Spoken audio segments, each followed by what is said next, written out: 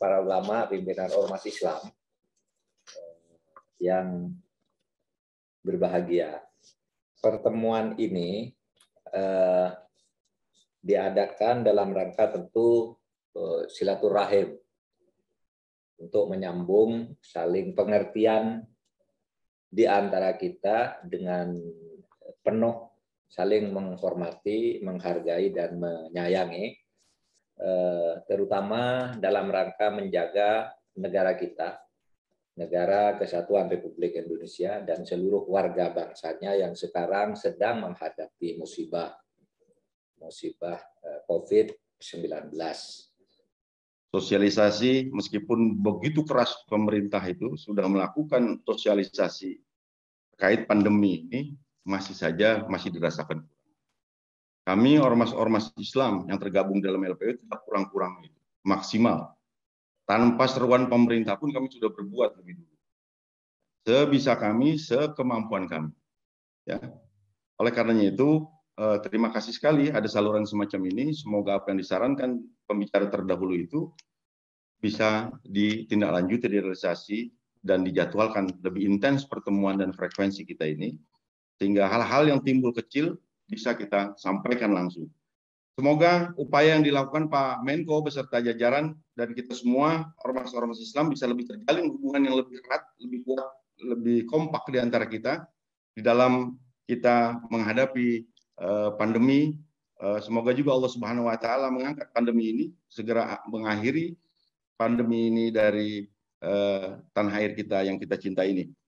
Kita bersyukur malam hari ini, walaupun melalui virtual, kita bisa mengadakan silatul arham dengan sesama komponen bangsa, sesama ormas yang dimotori oleh Pak Mahfud MD sebagai Menko Polhukam.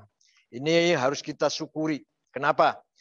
Karena negara sebesar apapun, negara sekuat apapun, negara maju seperti apapun, pasti membutuhkan kekuatan civil society.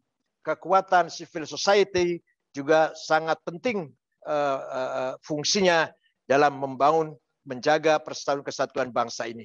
Oleh karena itu, betapa yang kita saksikan, apa yang terjadi di Timur Tengah, antara lain, mengapa perang saudara tidak berkesudahan atau belum saja berkesudahan di Timur Tengah? Karena tidak ada ormas di sana itu. Tidak ada jamiah yang besar. Ada tapi jamiah kecil-kecil, jamiah masjid paling. Tidak ada ormas yang besar yang berskala nasional, yang bisa menjadi perekat, menjadi penyatu, lintas politik, lintas kepentingan apapun. Oleh karena itu sekali lagi kita bersyukur bangsa Indonesia ini memiliki beberapa ormas, terutama ormas Islam terutama. Syukur-syukur di agama lain juga ada ormas juga. Sehingga mudah sekali untuk membangun koordinasi, membangun ikatan kebersamaan. Nah, ya tentu apresiasi ya tahniah, syukur wa takdir, apresiasi kepada Pak Menko yang menurut saya satu dari tidak banyak ya yang selalu berusaha untuk membuka kanal silaturahim, selalu membuka kanal komunikasi dengan seluruh elemen umat, dan ini sangat penting untuk kita sebagai bangsa yang besar, sebagaimana beliau sampaikan tadi. Kan kita di Indonesia ini sesungguhnya ditakdirkan oleh Allah, kita berislam itu Ahlus Sunnah wal Jamaah. Dan kita tahu Ahlus Sunnah wal Jamaah itu meletakkan taat ulil amri itu dalam posisi yang sangat penting. Ya, kalau dalam hadis Rasulullah SAW itu kan illa antarau kufran bawahan. Jadi kita wajib untuk taat kepada pemimpin sampai kemudian kalau ada satu kekufuran yang sangat nyata.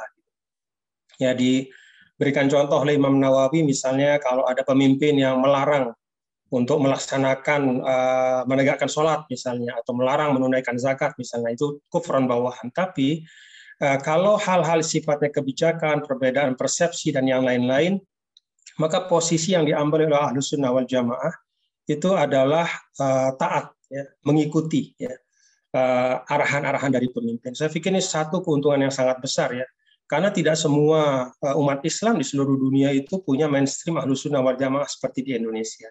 Fakta ya, keberagamaan atau keberislaman yang Ahlus Sunnah wal Jamaah itu mohon mohon fakta sosial ini ditransformasikan menjadi modal sosial.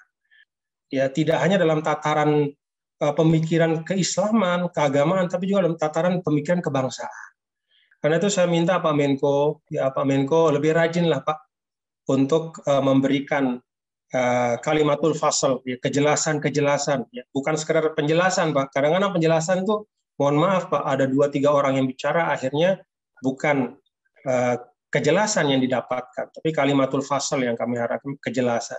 Menurut saya Bapak adalah orang yang punya kredensial untuk itu Pak, untuk memberikan kejelasan pada hal-hal yang memang walaupun ya mungkin bukan merupakan hal yang sangat prinsip, tapi ini bisa kemudian dijadikan sebagai isu yang berkepanjangan, dan itu akan mengurangi misdaqiyah atau legitimasi dari pemimpin, yang itu akan merugikan kita semua. Sebetulnya selama ini kita sangat paham betul Pak Menko ini merepresentasikan basis dari keormasan juga. Jadi sehingga suara-suara Pak Mahfud ini sebagai Menko juga sangat kental dengan suara-suara ormas.